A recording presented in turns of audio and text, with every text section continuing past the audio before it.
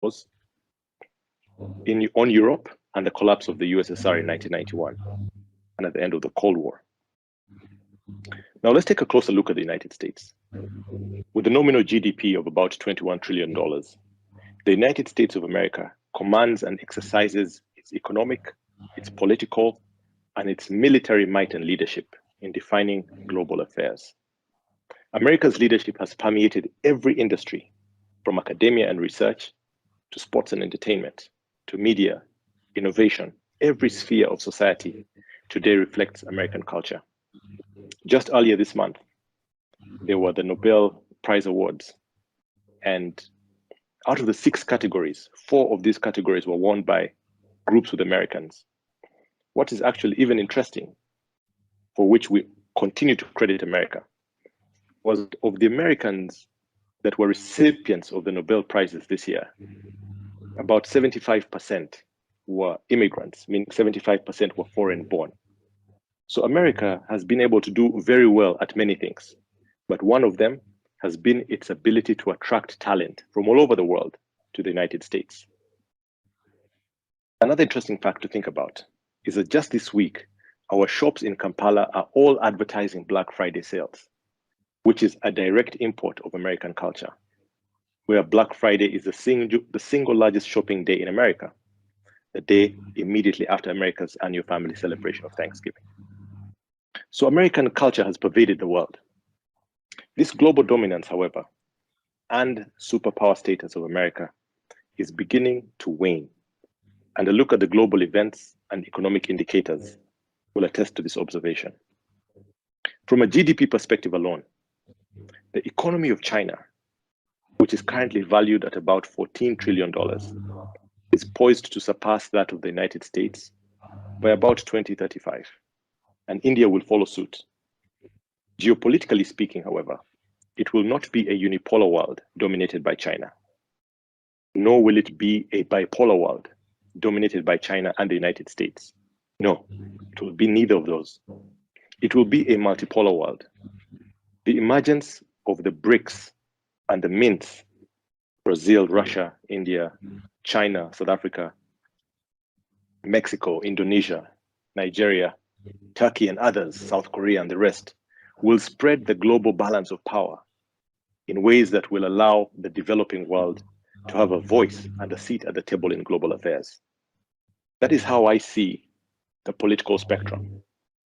Having spoken about political, let's take a bit of a shift and look at the social category. I believe that a key factor in the social category that will inform the future will be the evolution in human development. The current life expectancy of the world today is 73 years of age. And this ranges from the very best performing nations, which average at about 83 years of age, to the worst performing, which average at about 53. The last 100 years have seen significant improvements in life expectancy, doubling the rates from the early 1900s to the current 73 years average age today. This improvement has been mainly due to reduction in infant mortality, rising living standards, better education, improved lifestyles, as well as advances in medicine and healthcare. Life expectancy, however, looking at the future, however, I believe that we are going to see an even greater improvement in life expectancy. The improved lifestyles, the ones that have been experienced over the last century and that led to greater life expectancy, have ironically also led to the proliferation of lifestyle diseases. These lifestyle diseases are today at an all-time high, with more deaths today recorded as a result of sugar than as a result of gunpowder. The reality has this reality that we're speaking about has resulted in increased consciousness on lifestyle diseases and measures to avert them. This will mean that our human diets will begin changing, as they already have started. More people will eat less meat, opting for vegetables instead, and fresh food over processed food. This will by default begin to curb many of the lifestyle diseases. This increased diet consciousness will also be coupled with improvements in medicine, including the use of telemedicine, precision medicine, and greater use of technology and innovation in order to deliver better medical services. We're also seeing rapid advances in regenerative medicine, and these already are being used today to create artificially engineered organs and tissues. This will begin to render expressions that are common today, such as organ donor, as a thing of the past. Further developments in genetic engineering could actually edit out hereditary diseases directly in the DNA, and therefore stamp out diseases from birth altogether, regenerate worn or damaged cells, effectively stopping cancer in its tracks and curbing the effects of aging.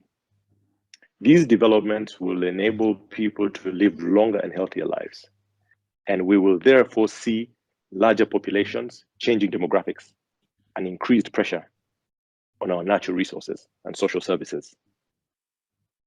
That is the social category. Let me take a moment and speak about the economic category. I believe that a key factor that will influence and shape the future of the world in the economic category will be the disruption by technology. Today's global nominal GDP stands at about $95 trillion. And adjusted for inflation, the real global GDP is at about 145 trillion. Considering the future, PricewaterhouseCoopers put out a report on the world in 2050, which projects that the global economy could have more than doubled by 2050. And the report attributes this massive growth in the global economy to one thing: to improvements in productivity as a result of technology. Technology will be the single greatest driving force in human productivity and shaping the economy of the future.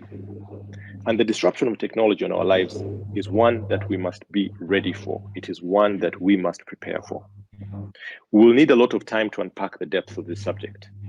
But if there is one critical lesson from the history of technology disruptions that we should take away, it is that technology favors early adopters.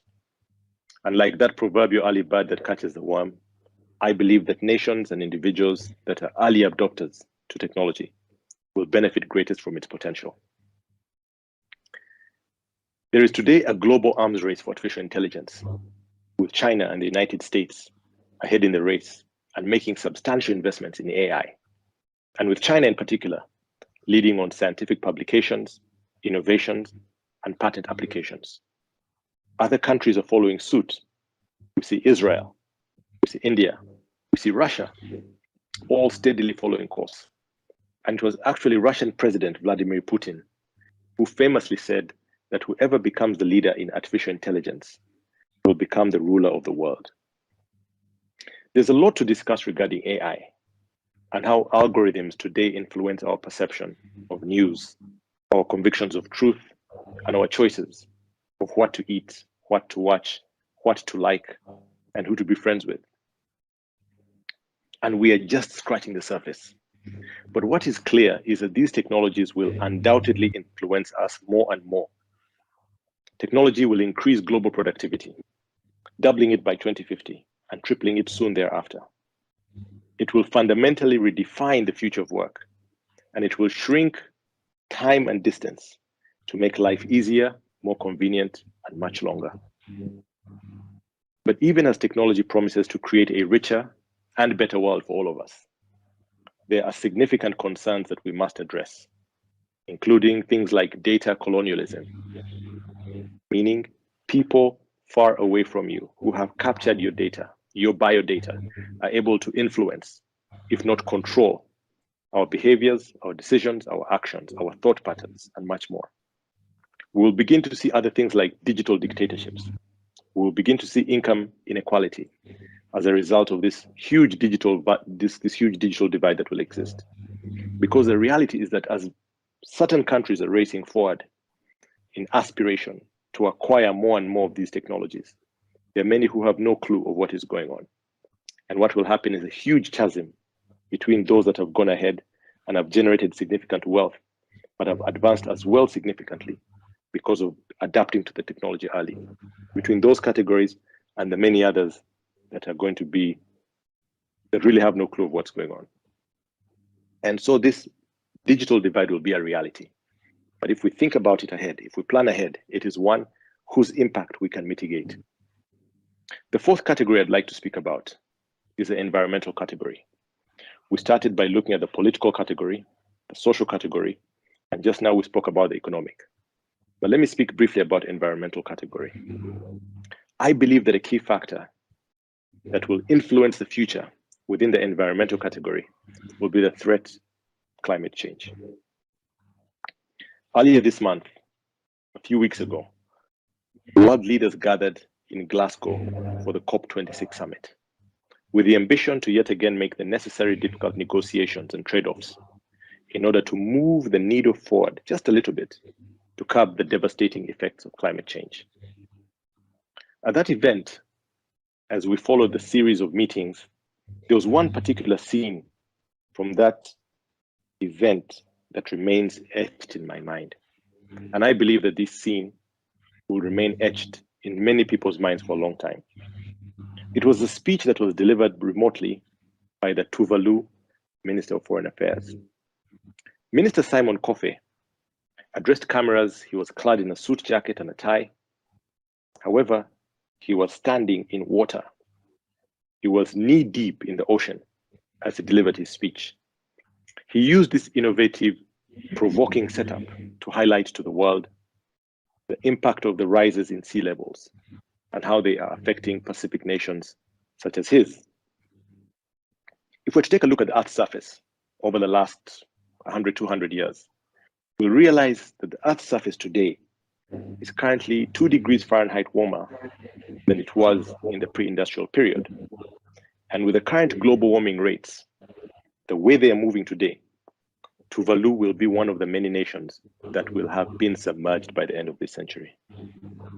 And the Tuvaluan students who are seated in classrooms today and learning about climate change in school, as well as learning geography and mathematics, etc., could be the last generation of children to grow up in Tuvalu. And I'd like us to keep something important in mind. Tuvalu is just one of 9 such countries that are poised to disappear by the end of this century as a result of climate change. Along with this stark reality, we are already seeing the impacts of climate change through increased heat waves that are going on around the world. We are seeing fires breaking out in many parts of the world. We are seeing droughts, we are seeing floods, we're seeing insect outbreaks like we recently saw through the Horn of East Africa. We're seeing wildfires, we're seeing declining water supplies, reduced agriculture yield, spread of pandemics like we're experiencing right now, crisis of refugees happening everywhere, food insecurity, and much more. Unless radically addressed, climate change will have far-reaching implications on our human species, along with the plant and animal species with whom we share this precious planet Earth. There is today an increased awareness, however, and the move towards things like renewables, renewable energy, is one of many efforts in the right direction that will help curb climate change. This climate change agenda that we are speaking about is one that requires delicate balance of many interests, and there are many stakeholders. But we remain hopeful that the voices of reason will reign above to balance the various interests, while more importantly, balancing our most important interest, our human survival and the existence of our species. I have spent some time discussing what the future could look like across 4 different categories: political, social, economic, and environmental. And having considered some of the factors that will influence the way the world would look like, I would like to now shift and discuss what a competitive and resilient individual will look like in that world. And that is the specific focus of my theme today. That is the specific focus of my keynote. I believe that to thrive in that world, the world that will be the world that we're speaking about, the world 20, 30 years down the road, an individual will require 3 core attributes. Attribute number 1, attitude. I believe that the individual who will be competitive and resilient in the economies of the future is one who has the attitude and chooses to be competitive and resilient. It is the choice to be, not the desire to be or the hope to be, but the choice to be. In other words, it is an attitude. It is an attitude to recognize that we live in a rapidly changing world, and one which may be changing at a much faster rate that we may hope for or even can cope with. The attitude to learn, to unlearn, to relearn, the attitude to face new realities and learn lessons from the past. And speaking of learning, I'd like us to remember that even though new things may seem tough to learn, learning anything new is ultimately a mindset. It is just a mindset and little effort that requires humility, practice, and time. So attitude is attribute number one, the attitude to be competitive and resilient. Attribute number two, knowledge and skills. The individual who will be competitive and resilient in the economies of the future is one who has the knowledge and skills. And I'm referring to both hard and soft skills. By hard skills, I'm specifically talking about subject matter expertise. The individual who will be competitive and resilient is one who develops technical subject matter expertise, technical subject matter knowledge in any field, whether it's legal or arts or engineering or IT or accounting, as long as you can deepen subject matter expertise and you are able to apply that knowledge to your environment, that will set you apart on the side of the hard skills. By soft skills, I'm referring to those abilities that relate to how you work and how you interact with people. Some of these include communication, teamwork, integrity, complex problem solving, critical thinking, empathy, and many more. Interestingly, every year, the World Economic Forum releases its Future of Jobs reports. And these Future of Jobs reports often highlight skills that will be relevant in the future, as well as the jobs that are more likely to demand for workforce in the future.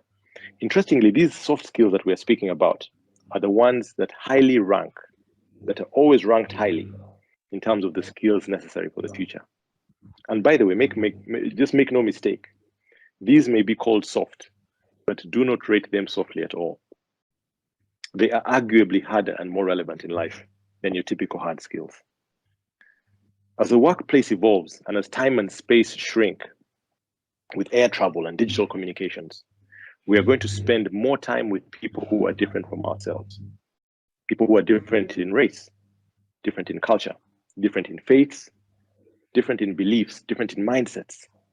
And we will need to hone the ability to live, work, and relate with those who are different from us. And this is the core of soft skills. So I want us to always remember attribute number two, and let us ensure to deepen our knowledge and skill set. I'll now move to attribute number three. As I reflect on the factors that we discussed earlier on, factors that would influence the future economies, factors like shifts in the global balance of power, like digital disruptions, like climate change, and like the evolution of human development. The thread that runs through all these, that underpins all these factors, is change. And it was the Greek philosopher Heraclitus who once said that the only constant in life is change. I believe that the attributes that we've discussed of attitude, knowledge, and skills are essential in helping us cope with change, whatever that change is, and however large or small it may be.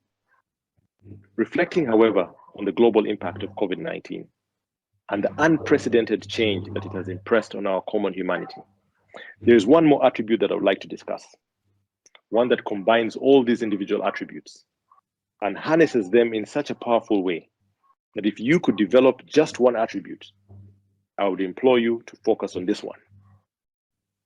As I introduce this third attribute, allow me to also introduce a story.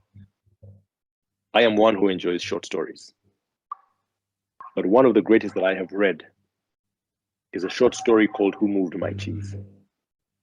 Who Moved My Cheese is a popular short story, and if you've not read it, I would encourage you to do so.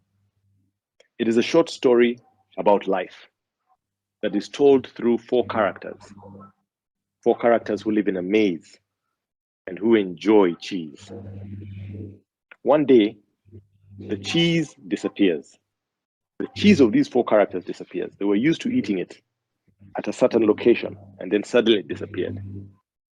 And characters 1 and 2 go out into the maze looking for the cheese. As they leave, characters 3 and 4 who had remained behind felt betrayed, and they began complaining that someone had taken their cheese. Characters 1 and 2, remember, had recognized that there was no cheese anymore, and so they moved. But characters 3 and 4 instead waited with great expectation that whoever took their cheese would bring it back. After several days of waiting and complaining about their never returning cheese, character 3 realized that the old cheese would probably not return and decided to head into the maze, to venture into the unknown, to search for new cheese. He tried hard to convince his friend character 4, but was not successful. Character 4 was adamant that the old cheese would be brought. He knew it was coming back. He remained frustrated, but he knew it was coming back. He reminisced as well on the good old days and stayed put in both his waiting and in his frustration. Character 3 tried hard, but was not successful. And so what he decided to do was that he set out into the maze to look for new cheese. And as character 3 set out into the maze to look for new cheese, he navigated the terrain and he kept writing on the walls as he moved through the maze, writing on the walls lessons that he was learning and the directions that he was taking. And he was doing so with the hope that his friend who he had left behind, character 4, would ultimately leave their waiting station initially, and that these writings on the wall would actually guide him through the maze when he left. In the end, character 3 actually discovered a huge place filled with new cheese. And interestingly, he also discovered his old friends who had left prior, characters 1 and 2. They had also found that new cheese, and they had made a home at the place of the new cheese. Who Moved My Cheese is a powerful story with many learning lessons. Cheese is a metaphor, and it's a metaphor for the things that we aspire to in life. The characters in this story are us.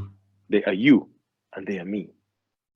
And the core moral of this story is that when things change, which they will do at some point in life, what distinguishes those who find the cheese from those who do not find it is their readiness to adapt to change. Emerging leaders, this is the most important attribute I'll leave you with today. I believe that attitude, knowledge, and skills that we were speaking about earlier are all critical elements. But if there is one factor, and one factor alone that combines these critical elements, and that will enable you be resilient and competitive in the economies of the future, it is the ability to adapt to change. I thank you.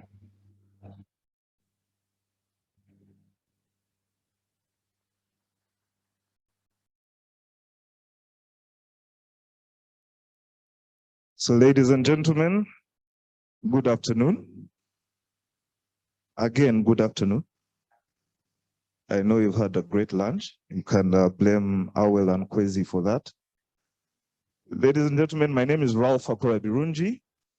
I am a YELP fellow, and I am also a banker, a central banker. I work with the Bank of Uganda in the public education unit. Our speaker, our keynote speaker, was Kwame Rugunda, who is the CEO of Crypto Savannah. And he has given us quite a bit to unpackage in his keynote.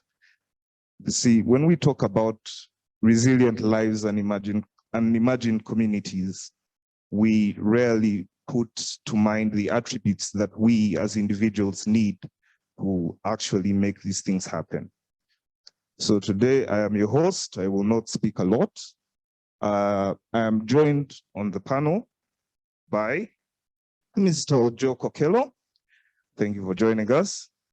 Ms. Lucy Mbabazi, who I believe will join us online. Ms. Twasiima Patricia Bigirwa, who will also join us online. Mr. Emmanuel Langoya, and Christian Twahirwa, who is also a YELP fellow for my class, for my year.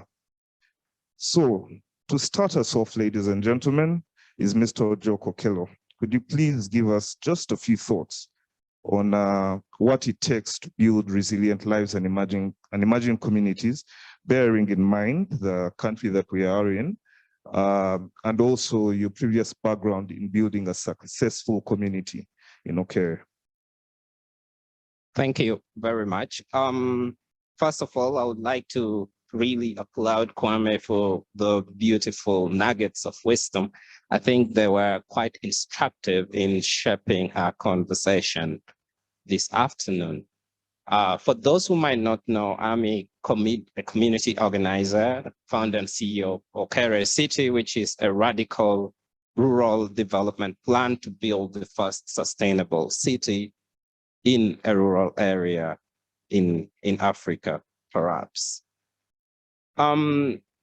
Whilst this session specifically focuses on building competitive individuals, I would like to deviate a bit and reshape the conversation rather in light of my work as well to the idea of building cooperative and resilient communities rather than competitive and resilient individuals. And let me highlight why. Over the past decades, competition has demonstrated to us that it can indeed cause fundamental change, good fundamental change. But we also have seen increasing wealth and income inequalities because of competition, and naturally because communities and individuals are never equal to be able to compete favorably. And that is particularly why I deviated from this notion of competition to be more interested and invested in the idea of cooperation and how then that is essential for building resilient communities. And you see, for me, this was very important because resilience indeed can emancipate. Over the past 50 years, ever since independence, perhaps from the 1970s, the northern part of Uganda has been embroiled in different kinds of conflicts and difficult, horrendous welfare situations. Particularly my community, we faced the Karimojong cattle rustling, which destabilized the economic and social well-being, but then also the Lord's Resistance Army that basically successfully made sure that we were resettled in the internally displaced people's camps and only returned about 10 years ago. We returned to the bush, not to homes really. But the ability of people to cope, with these difficult, horrendous situations, the ability of people to work extremely hard, and the ability of the people to bounce back and be responsible for shaping their destinies is perhaps one of the foremost reasons that enabled me to co-found Okere City Project, because we wanted to use that resilience of the people as the currency upon which rural livelihoods are shaped, but also social economic transformations are caused. And to highlight my discussion or my conversation tonight, I'm arguing that cooperation rather is the one that leads to collective action, right? And what people need is to come together, not to compete against each other. When people are able to collectively act on the plethora of development or social challenges that they face, then they are better placed to be at the forefront of finding solutions to some of these problems. And of course, collective action is driven quite heavily by some of the things that Mr. Kwame highlighted. He mentioned about knowledge and skills.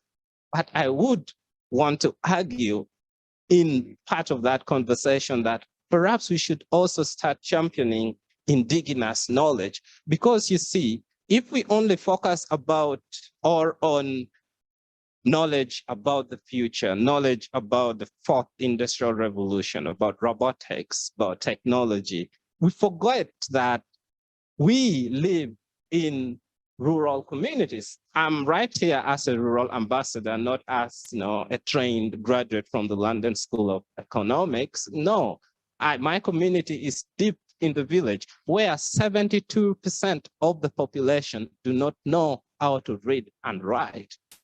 So it is important then that we try as much as possible to appreciate the lived realities and the local context within which these people live in order to actually understand and make them know that certain skills, certain knowledge, and certain resources within these communities can be quite instrumental in building the resilient communities that we need.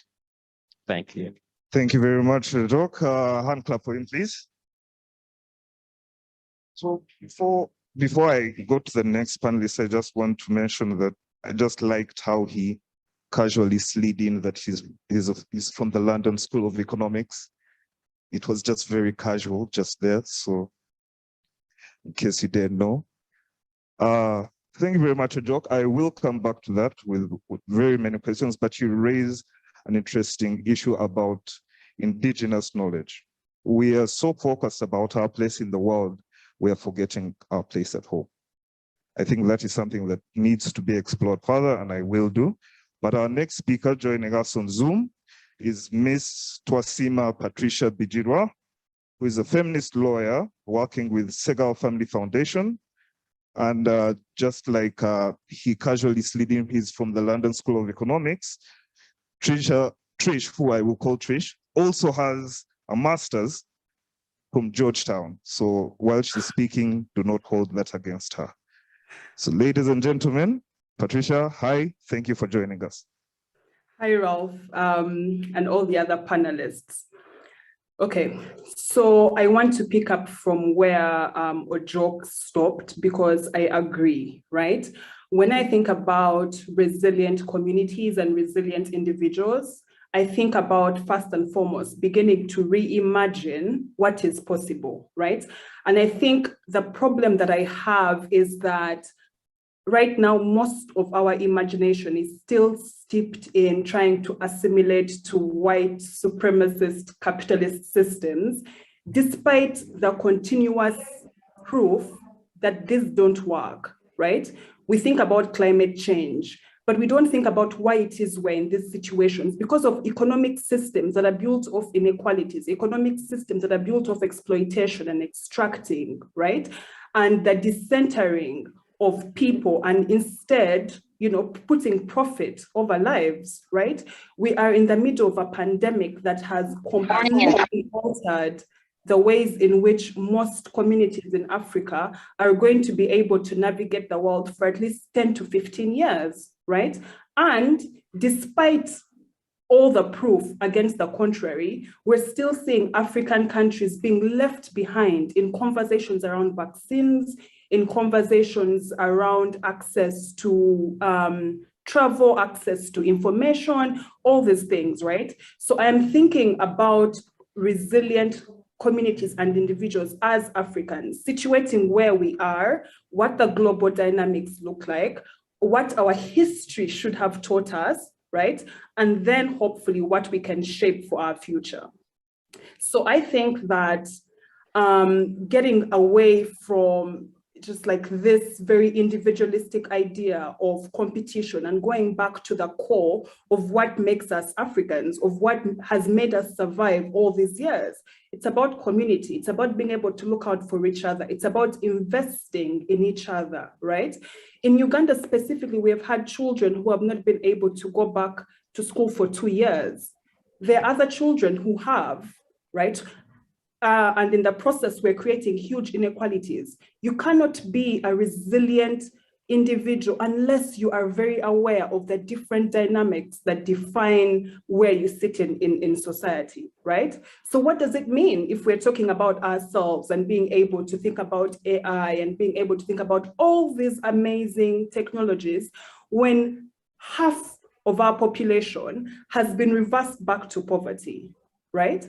When half of our population has not been in school for 2 years. So those huge inequality gaps will definitely affect how all of us as a collective, particularly as Africans, are able to navigate the global stage and the day-to-day, right?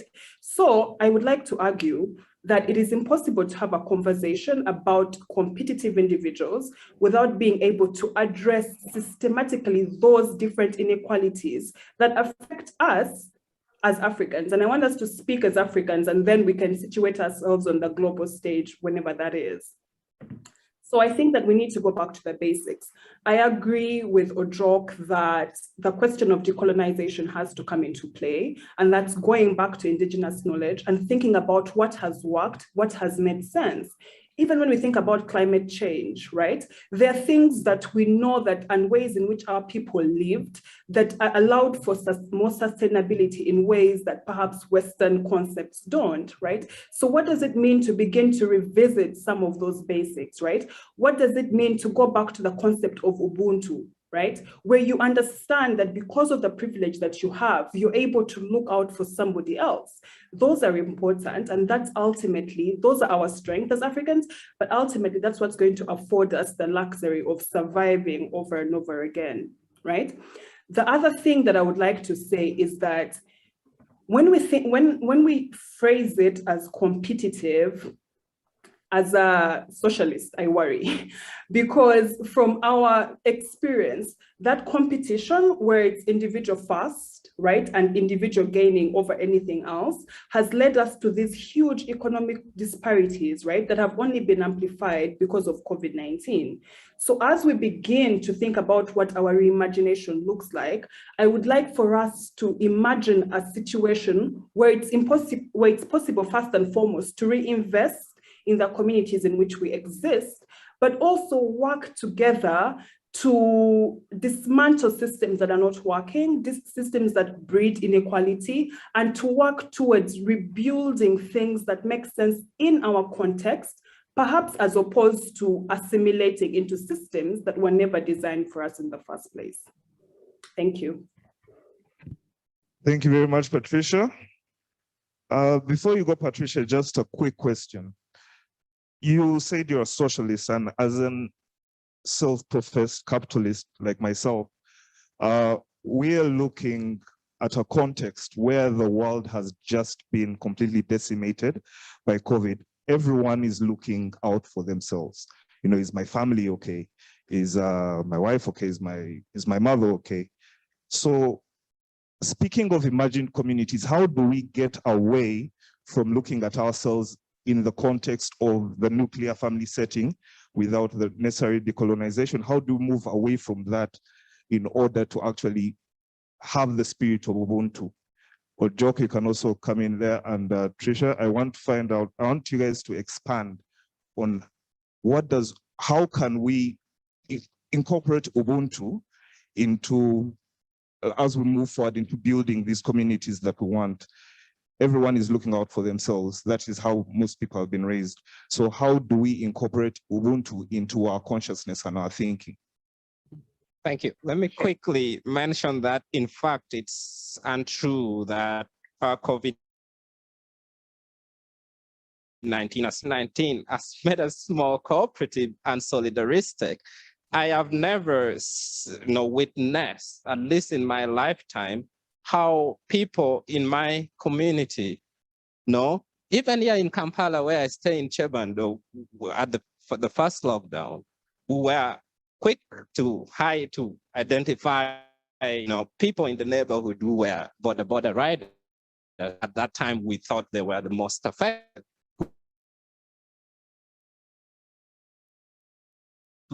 We had already distributed food. Through my work with the urban refugees, we had already mobilized tons and tons of food and distributed this to these communities that we felt And the same is true even in the rural communities. Never was a time when we saw rural communities putting foodstuff and stacking them in the whatever means they could to bring food to the people in Kampala. So in fact, COVID-19 has enabled us to reimagine that we could actually cooperate more. Solidarity, this whole essence that we have to come together to address the problems that we face was much, much more etched in our minds and our memories and continues to trigger how we reimagine the world. In fact. Oh, thank you. Patricia? Right, I would like to agree. I think that it's a falsehood that we have lost that Ubuntu-ness, because you only just need to look around. And even when we think about the ways in which we're raised, I can only speak for myself, but I remember growing up where it was impossible for my father, who had made it out, to leave everybody else behind, right? So you carried people along with you because you understood the value of community. And I think that this continues to carry on in the day-to-day, it's in the small and big things, right? Ubuntu for me means that I am not well if you're not well, and that I am consciously aware of that reality, right? So Ralph, you need only to look around, even in your social circle, to see the ways in which people show up and support each other. I think that Leo Africa is a good example of even just trying to build onto that Ubuntu concept and communing with each other and caring about, you know, if someone is ill, can we all show up? If someone has lost their job, can we all show up? You know, things like that. How are we giving back to our communities? Okere City is a big example, right? Deciding to leave a well-paying job to be able to go back and create that. Those are all signs of Ubuntu. Those are all things that we sometimes, it's easy sometimes to assume that we have lost them, but they are the social fabric and otherwise upon which our Africanness is built, right? So I don't think that we need to think too far back, because the examples are very clear on a day-to-day. Uganda, by the way, I don't even think is necessarily a capitalist country, because we have very clear socialist ways in which we relate with each other. And I think that it's important to build onto those if we're able to survive, because I don't think that assimilating into systems that were never designed for us is really going to be the way in which we do it. Thank you very much, Patricia. My panelists, please note that when I ask you a question, I'm not disagreeing. I just want you guys to talk more. So, up next, we have Mr. Emmanuel Langoya, who's joining us off Zoom. And following that will be Christian. And I want you to try and speak to Kwame's remarks about, you know, building resilient lives and also the attributes needed to build those lives. He mentioned different spheres of life that we need to look at: political, social, economic, and environmental. Ojok, I want you to think about the environmental aspect. Christian, I also want you to think about the technology and social aspect of it, on how we can build these lives. But Emmanuel is joining us from Zoom. Emmanuel from Stanbic. Oh, he's not on. Okay, we'll go to Christian. Christian, it's good to see you again. Christian is a techpreneur, I think it's called. And he's here to share with us his thoughts. Thank you very much. Thank you. I remember the first time when I wanted to edit a video, there were like a story someone was saying, if you want to be a great filmmaker or a great content creator, someone who is not watching a video could hear the sound and knows what the video is about. The sound is everything, more than the frames, more than the high resolution of the video. And that brings me to what happened today. From Kwame, great storytelling, to the transition, it was like really a great sound to hear, and to really know like how our communities can be in the future. So I think it's not only going to contribute to people around here, but also gonna be the sound for people who are going to watch this in the near future or in 10 years to come. And going to the resilient, building resilient communities in the future on the technology aspect, I think tech startup or institution or a system that are already there should be given like those, they should collaborate together. So, for example, during this this COVID-19 pandemic, when it started, people couldn't, like some region couldn't find food, but some other region could have like enough supply. So there were like new business ideas where people would create like apps, like share with cooperatives, and then maybe if one person in the cooperative have a smartphone, or maybe you can access the USSD code, you can mention like we have this and this, but for people to know where they could find like supplies.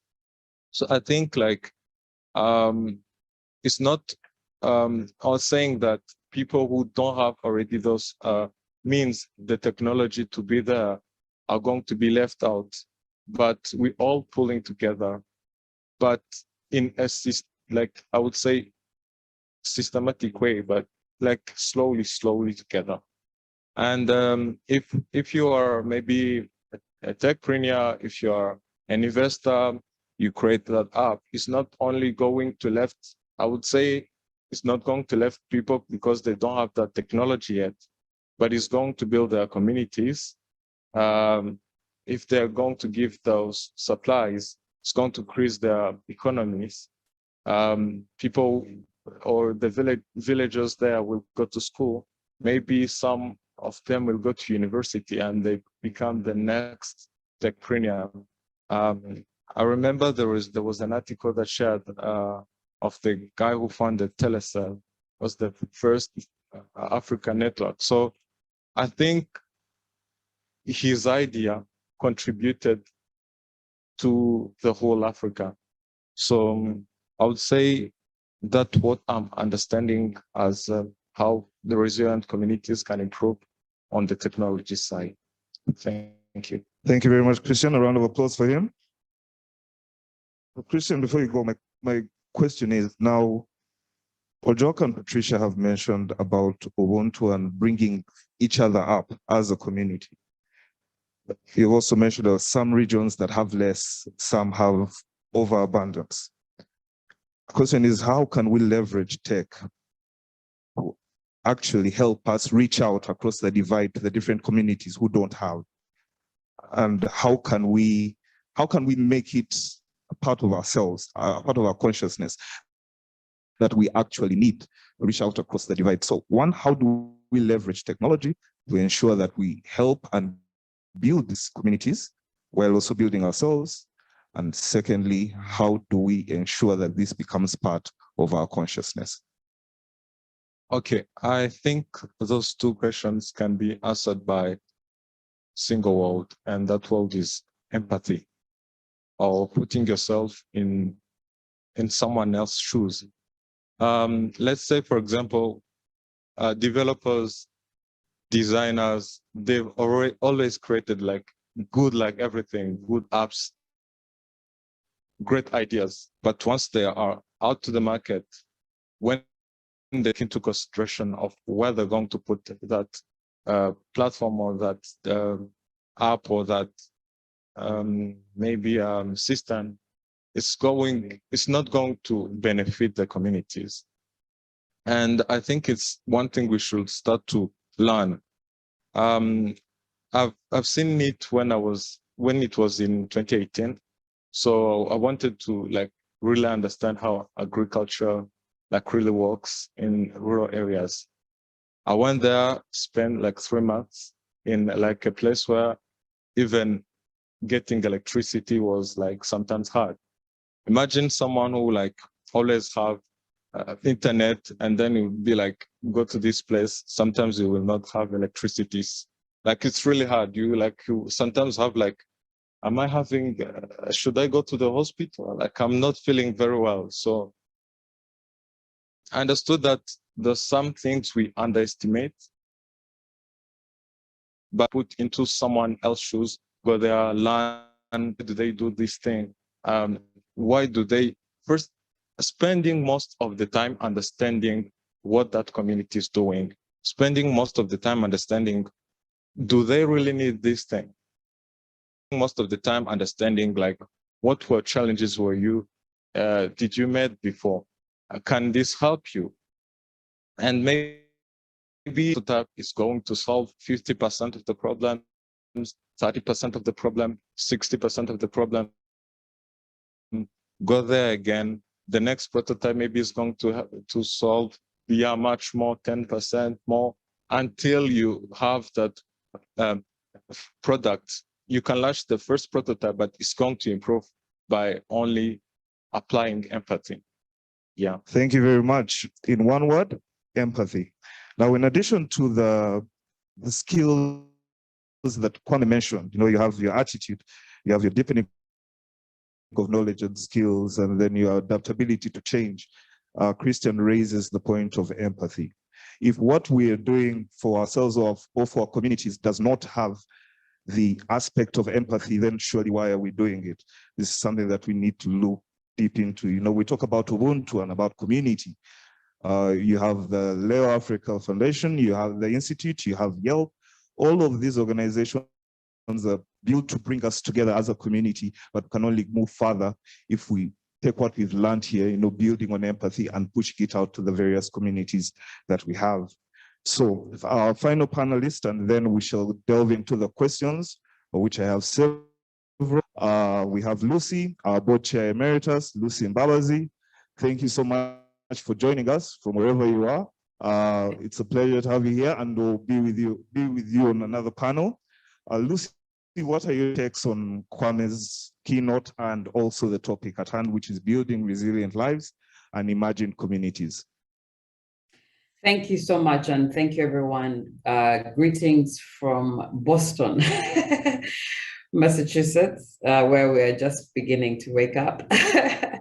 But I've read the submissions from Kwame, and first of all, it's great to be here with with all of you. And Kwame, it's just, was it 10 years ago when we came together for the Leo Africa Institute first board meeting, and reading your submissions around what the future would look like. It can't be dominated by two countries. It has to be a collective.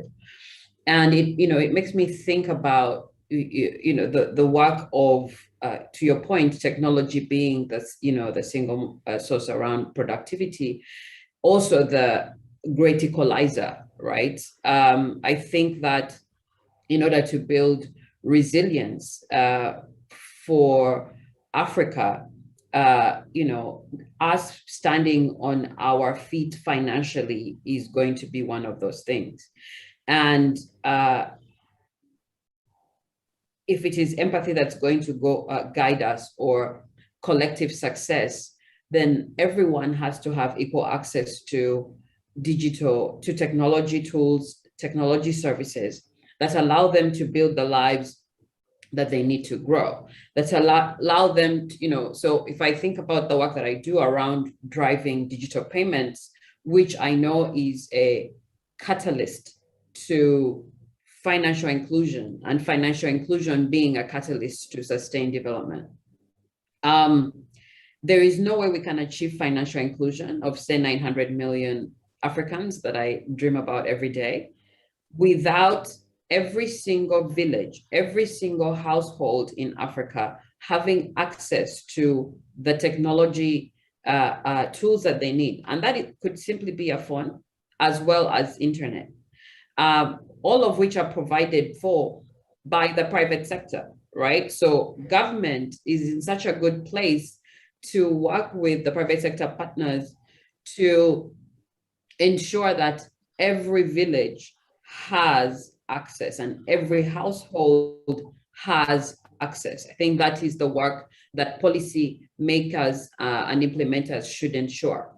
A good thing is that all of that is an investment that has a return, right?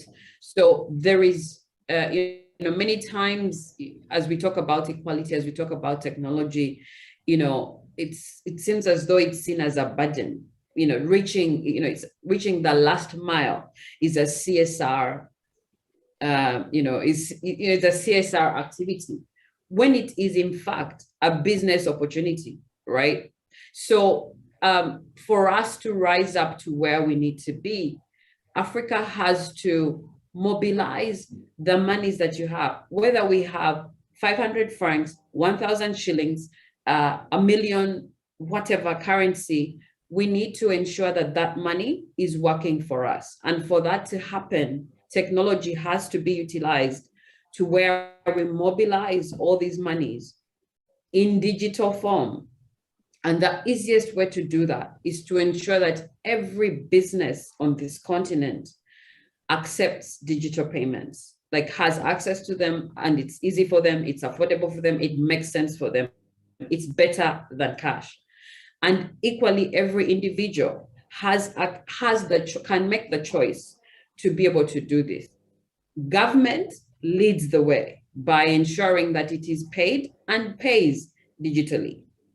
Private sector, which serves really, and that is whether you're Mutembei or you have a shop or you have a supermarket, you should be able to have digital tools that allow you to accept payments. And the ripple effect of that is, one, we mobilize all these monies into our banks. I'm sure Ralph, you may, I'm sure you like this. We mobilize money that sits in the treasury that funds everyone's development. If I'm an individual and I need a loan to pay school fees or to build a house, I have that easier access.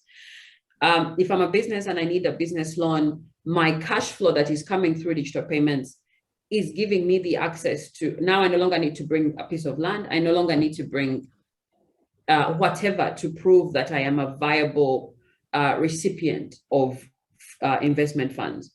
If I'm government, I can borrow right at home. I don't need to go and borrow abroad unless it's absolutely necessary. And money borrowed abroad benefits the savers of wherever it's coming from. So why can't Africans be the ones that benefit from governments borrowing from our own money? So for us to stand on our feet, fund our development, we have to take advantage of these equalizers like technology to be able to mobilize our own local resources to fund the development of every single individual. If we have, the more equal access people have, the less imbalance there is. There is no reason why I can walk into a bank and another person cannot. There is no reason why I can pay digitally and the person that is living in, deep in the villages of Rebero does not have the same access. That can only happen with deliberate policy making and implementation and enforcement for that to happen. We have the privilege to have technology develop, and there is no excuse now for why we can have inequality. We all need to be committed to ensuring that everyone has the same access that we have. Everyone has, everyone can afford it. In building that, we drive collective success. And that collective success is at the heart of what Africa needs. When you think about the AfCFTA, the biggest traders are sitting at land borders. They are women, they are youth, especially according to the data, but they're left out completely of the formal financial sector because they conduct their lives in cash. That cannot, if you're a policymaker, you shouldn't be sleeping at night when that is happening. And yet the trade receipts for these business people are the biggest of any economy in Africa. So the AFCFTA gives us an opportunity to make this technology work, to come together as a collective to make these financial services accessible and affordable for everyone. When that land border is digitized and people can easily cross and buy from each other without worrying about the huge cost of FX exchanges, or my money is not coming right away, when that instant gratification comes for the buyer and seller at the border, then we are well on our way to being the most powerful trade trade market in the world, because already we are the largest. So we have to take advantage of the technology in order to rise up and get our own money and fund our own development. We have it right here on the continent.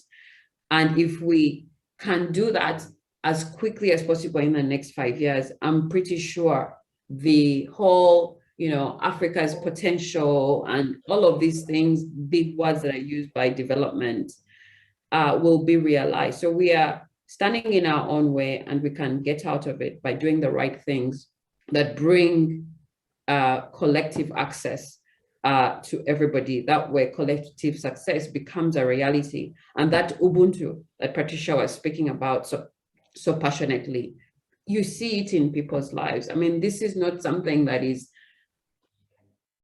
it's in the sky. I see it every day. I see the impact of this every day. And it's that impact that I want to see in every household, on every continent. And it sits with us young leaders. I'm not among those young leaders. I'm a bit off young, like they say, off youth. But I think the youth have the biggest opportunity to make this happen. And we have to do everything possible as policymakers, as business owners, as financial services providers, to equip them and provide them with everything they need to empower themselves to make this continent the great continent that it could be, that the Pan-Africans that started this fight with OAU dreamt about. It can happen. And I really believe that the Leo Africa YELPs can mobilize so many other non-YELPs to make this work a reality. Thank you, Kwame, for the push for technology. It is really the great equalizer that we must put everything to make Africa an especially viable place to be and stay and drive everything for us. Thank you.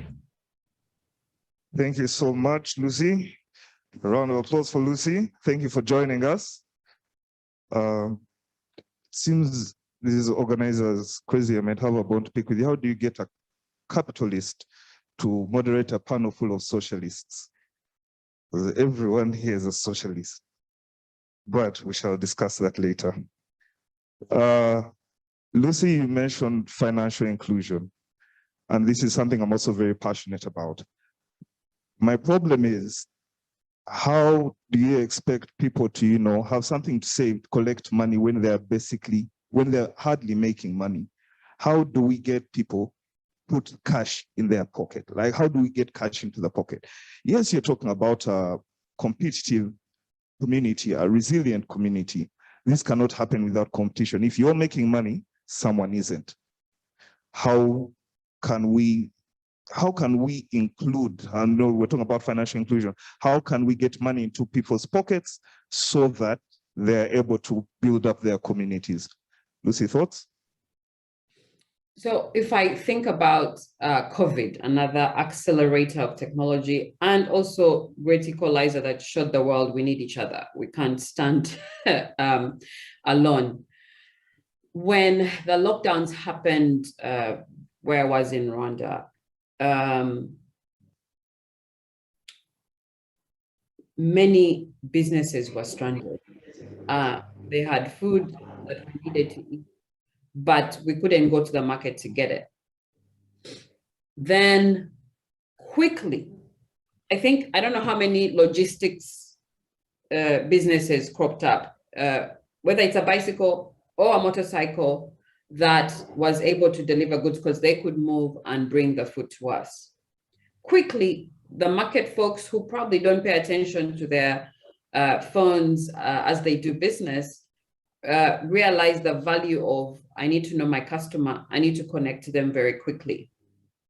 Who could get them to do that? An opportunity to get money in my pocket.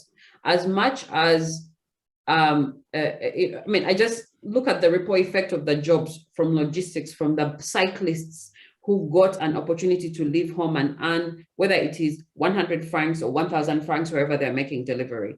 The entrepreneur that thought, I'm not going to the office, how do I quickly make this? How do I gather all these motorcycles and create a cooperative? I don't have a motorcycle, create a cooperative of cyclists and motorcycles to help me do this.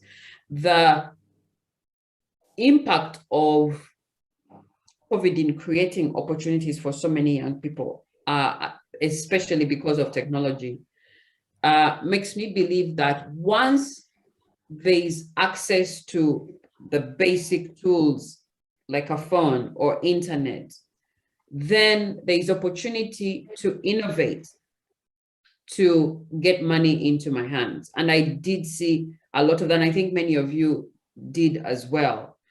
So money is not going to just come and land into your pocket. You're going to have to be innovative. And I think it is the role of government and to ensure that we all have the opportunity to at least access basic tools. And I love countries that wake up and say, broadband everywhere, technology for affordable access for everyone, because with it, you can innovate and get money in your pocket.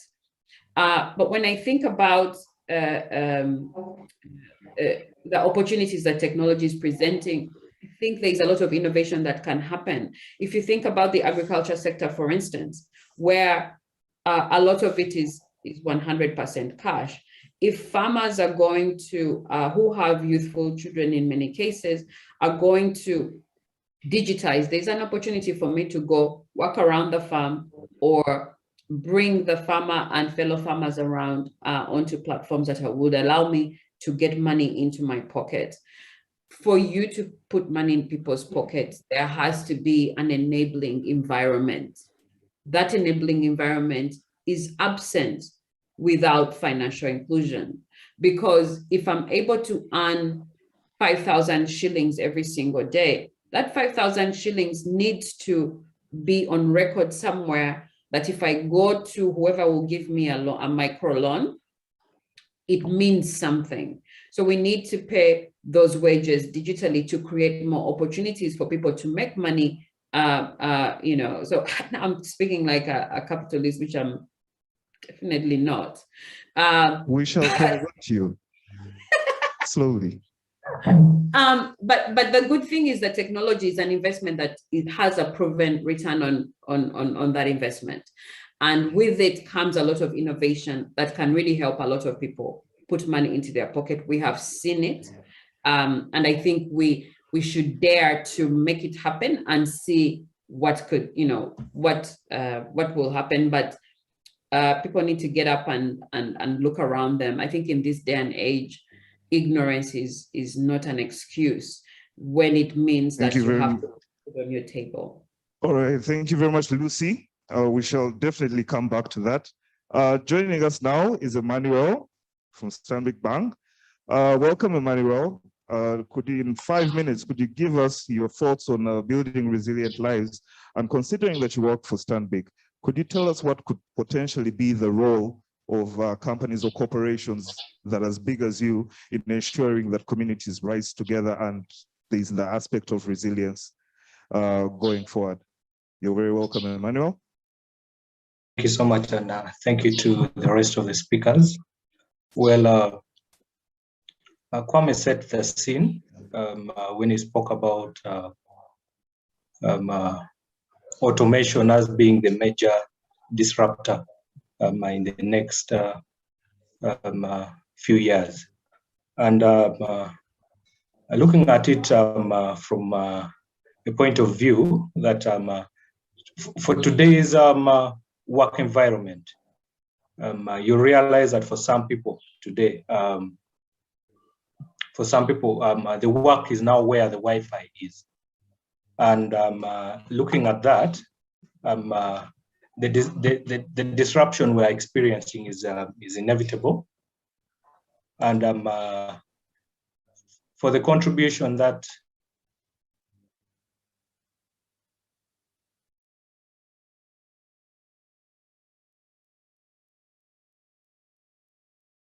have we lost Emmanuel? Oh, that's unfortunate. Okay, but we shall continue because we have a little bit of time left. On call, we have our keynote speaker, Kwame. So Kwame, I'm going to give you a few minutes to respond, and then I'll ask the fellow panelists to also ask you a question so that we can move forward. Kwame? Thank you so much. And it's a joy to join all of you here. Taking this call not from Boston or from live attendance, but in Kabale. I'm taking this call from the village. And so it's a delight to join you here from the village. And this ties actually with the point that I think it was Ojok who was making, endeavoring that all of us in our various capacities and through our various efforts strive to spend time doing work in the rural areas, because this digital divide that we're speaking about is real. This empowerment of society that we're talking about is real. And who better to do it than ourselves who've had the privilege of spending time in places like Kampala and being exposed. There's a responsibility that we carry. So I share the views that Ojok was sharing. I'd like to just make some quick responses. I think the first is to speak about context. Context is always very important. And when I was talking about the time frame and the future and the way I saw it, I specifically spoke about the next 40 years. I spoke about Africa at 100 specifically. And I said that many of our nations, which were birthed in the late 50s and the early to mid 60s, would be celebrating 100 years. It was critical to give that context, because if a topic as broad as the future is spoken about, the future could mean tomorrow, the future could mean 100 years from now. So giving context helps to narrow focus for conversations. And in my keynote specifically, it was how individuals would look like in economies of the future. It was not how communities would look like in Africa of the future. And so it is with this context that one chooses to shape the direction of the conversation. Speaking of context, it was that same, my friend, the techpreneur, also spoke about his own context. So I'd like us to always ensure that when we are putting forth our positions, and even us as Africans, we bear a great responsibility to ensure that the work that we are doing is constantly contextualized for our environments, for our societies. I'd like to now touch briefly on, Lucy talked about technology as an equalizer. We all know that education was probably the greatest equalizer in the last century. Education essentially flattened the disparities of knowledge and power. We all know the history of the world, and we saw what happened in the 1200s, 1300s into 1500s, the reformations that subsequently happened. Essentially, the custodian of knowledge, the holder of knowledge, was the one who gave direction to how society would move, was the one who ruled. It was the church for a long time, and so on. Now, when education came, it significantly changed things. It flattened it. Because of education and because of internet, now there's knowledge is ubiquitous. So any of us can access any amount of information anywhere in the world.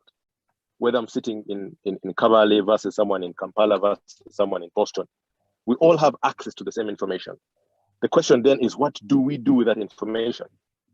Now, knowledge has been the great equalizer in the last century. Sorry, education. But if one is to take that education a notch higher, this is the point where technology comes in. I gave in my speech a quote by Vladimir Putin. On this call, people have been talking about being capitalists and being socialists. But we know that this is the leader of a nation that was, the leader of the communist world for a long time. So irrespective of whether one is capitalist or socialist, or communist in this case, Vladimir Putin's quote was absolutely on point. And Vladimir Putin said that whoever becomes the leader in artificial intelligence will be the ruler of the world. And so this point about technology equalizing the disparities in society is something that it's inevitable. And this again is the core point that I was mentioning about the PwC report. The PwC report was clearly talking about how global productivity is going to increase significantly. Global GDP will have doubled by 2050. And the key reason for that is because of the impact of technology on productivity. Now, with this knowledge, what is our responsibility? What is our responsibility as Africans? I believe that our single greatest responsibility as Africans is to translate these things into our context. Translate this access to knowledge. This is actually the reason why schools were started.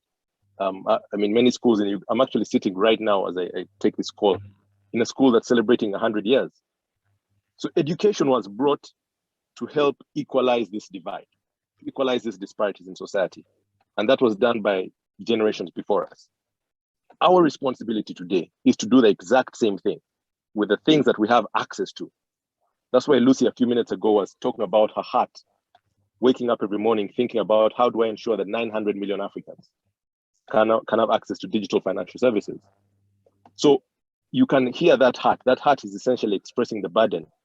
I have got an opportunity, I've gotten a glimpse of what technology can do. How do I translate that into the betterment of my society?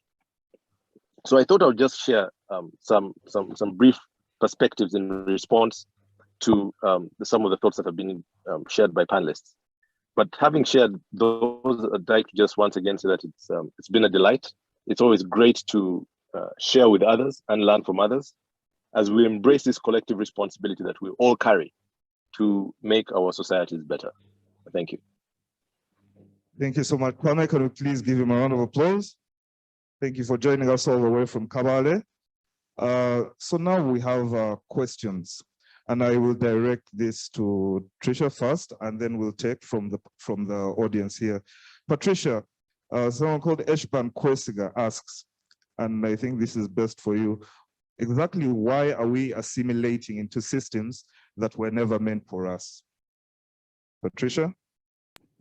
Thanks. Before, can I just speak to something that Kwame said? Kwame, I would like to disagree with you on the idea that education has been a great equalizer, because from where I'm sitting, it has actually, in Uganda's case, specifically added to the levels of inequality that exist, right? Because we all know that the reason I'm able to sit in this room and have as much access and to resources, to people, to thoughts, to my imagination is because of where I went to school, right? It's because, and where I went to school, even right from primary, is what ultimately made me able to have the opportunity to go to a school like Georgetown. And I exist on a very different spectrum from, you know, my cousins who live in Bushenyi. Even when they are educated, the quality of education has not enabled us to be able to compete favorably, right? So I think that education perhaps could have been a great equalizer, but it certainly wasn't, because of the different inequalities that it has instead reinforced. In Uganda, where some kids have been in school and others have been at home for 2 years, there's no way we can argue that it has been an equalizer, because those inequalities are immediately magnified, which means that some people will never have as much access, never have as much resources, are pushed back into poverty. So even when we think about context, I would like for us to remember that we exist on different spectrums from most people in our communities. To Eshban's question, that's a good one. I don't know why we're trying to assimilate. And that's really my argument, even when I think about 50 years into the future, right? And I think the problem is perhaps that we have been trying to assimilate as opposed to define what works for us, right? There are things that make sense in the West that don't make sense here. Even the ways in which we commune, even the ways in which we live with each other. We have seen examples in our communities, in Uganda and otherwise, that show that going back to the basics of what it means to be African, of what it means to live by principles such as Ubuntu and otherwise, ultimately is what separates us from everybody else, but is what guarantees our collective survival, right?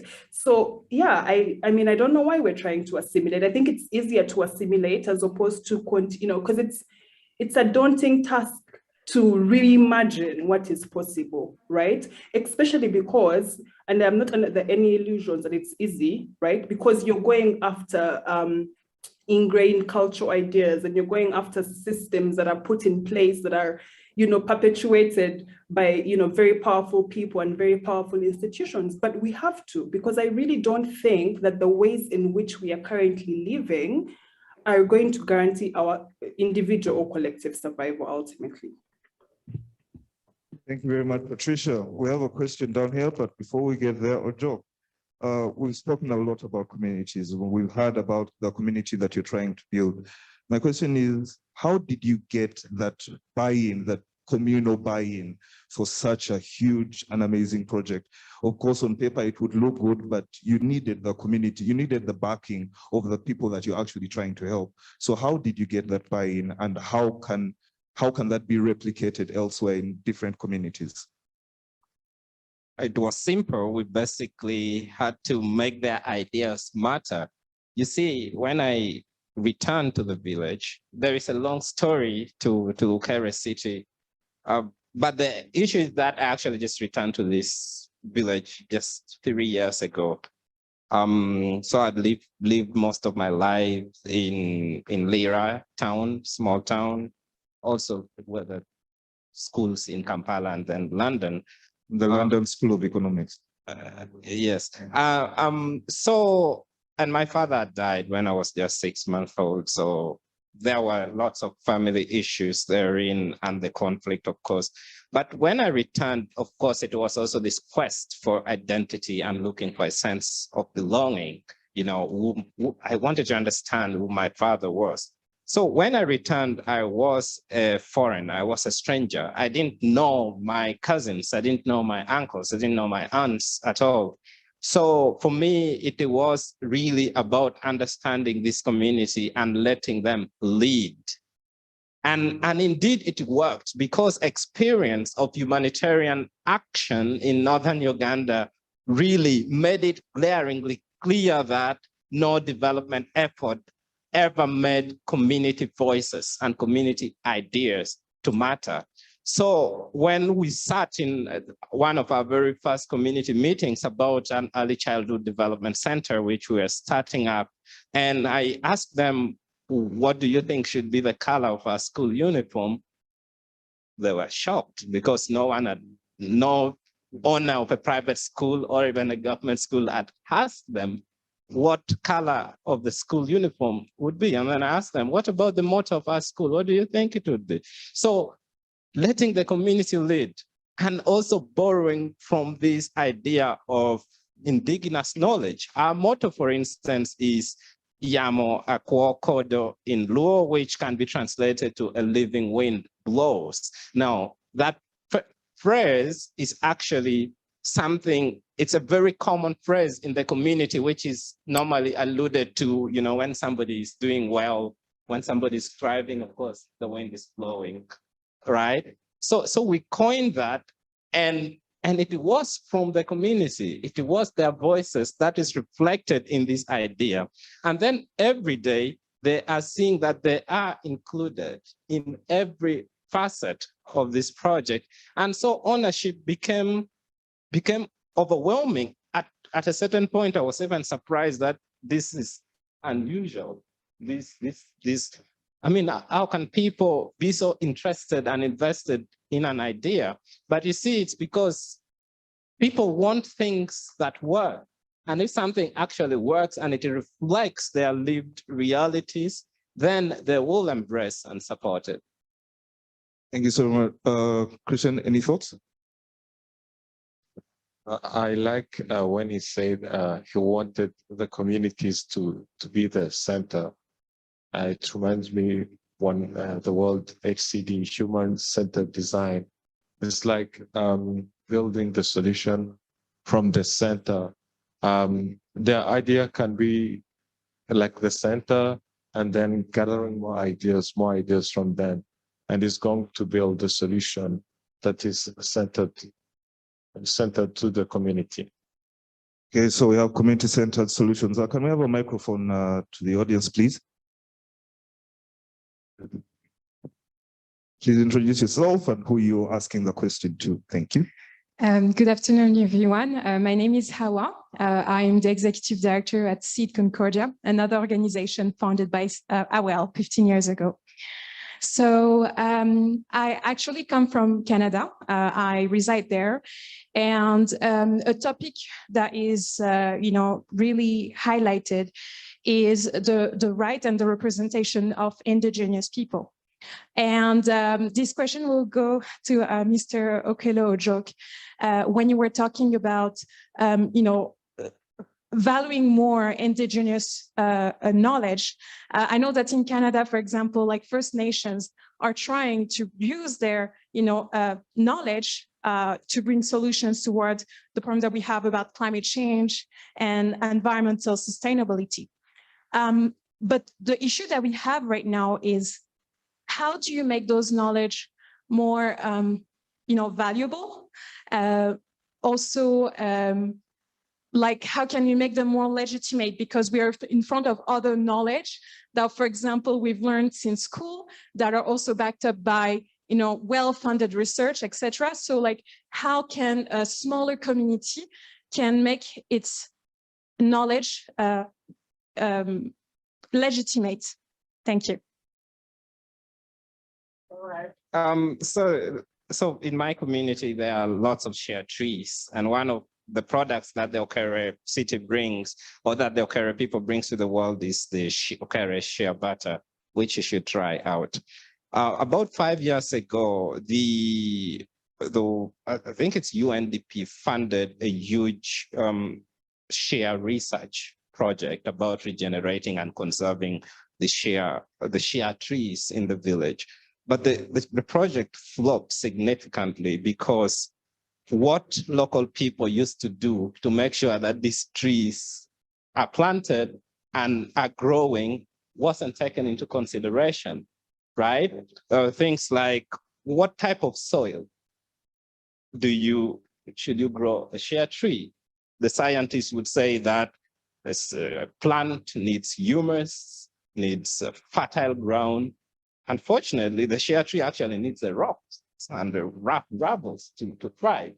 So researchers did not factor in indigenous knowledge like this.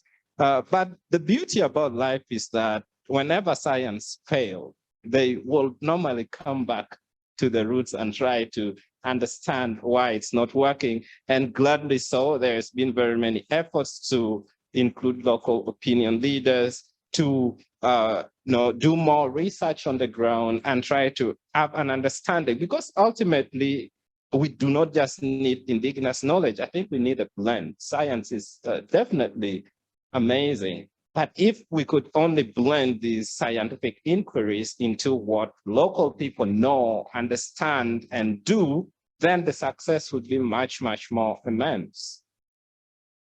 Well, thank you very much, Ojok. Joining us once more we're going to try again. Emmanuel, are you there?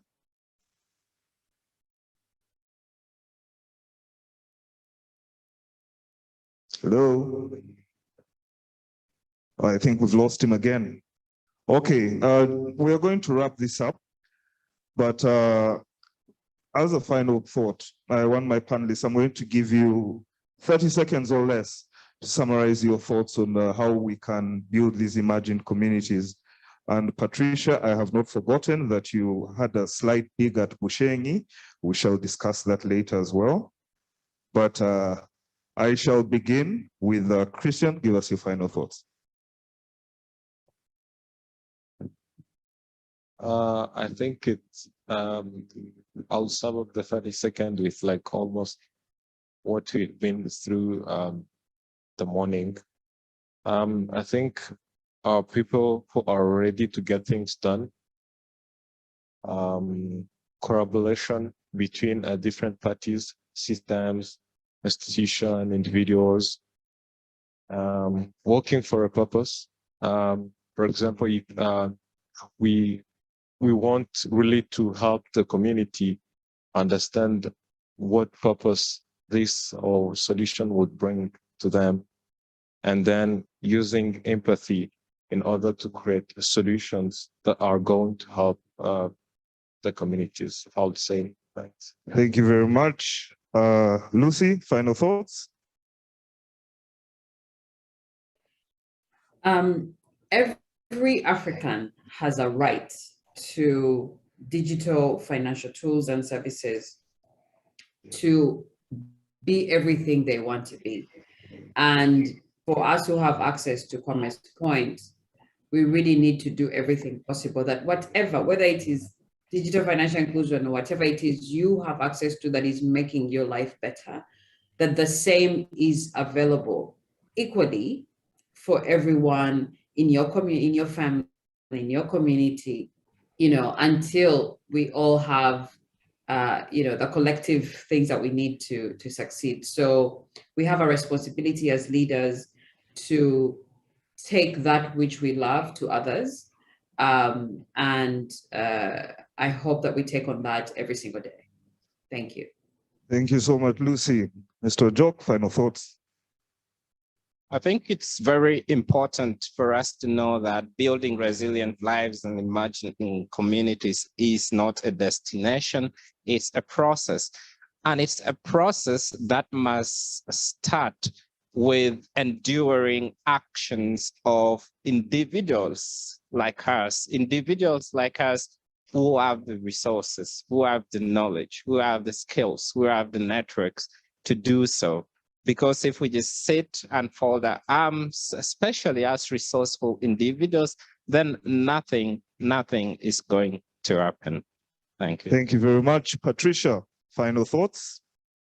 Right. So despite, you know, everything around, I'm actually quite optimistic about what is possible. And like when I think about even just like YELP fellows and like the commitment to our countries and the commitment to Africa as a continent, I do think that it's possible. I think it's possible to reverse or, you know, just actively work towards undoing these legacies of inequality. I think it's possible to reimagine what our collective survival looks like.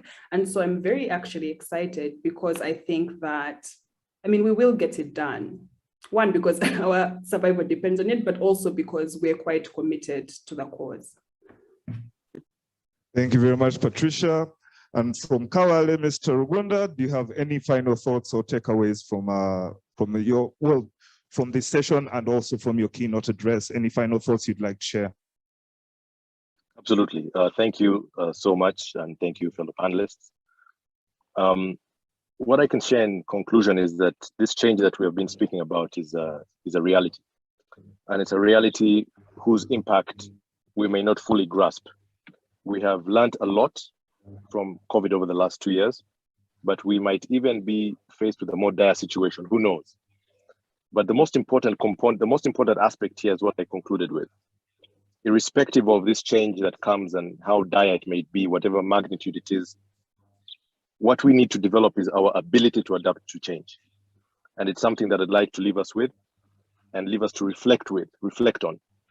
It's a mindset, and I'd like that we wear that mindset as we face the reality of change in society. Thank you. Thank you very much, Kwame. Thank you to all our panelists. Even though nobody asked me, I'm also going to give my final thoughts. My final thought is, what is the role of us as leaders? How, as leaders, can we build these communities? We have Kwame, who has given us all the attributes that we may need in the future, work in the future according to the World Economic Forum. But as leaders in our respective communities, in our respective countries, even in our own families, how are we going to build the community and the Africa we want, which is something that I will always mention. How do we build the Africa we want?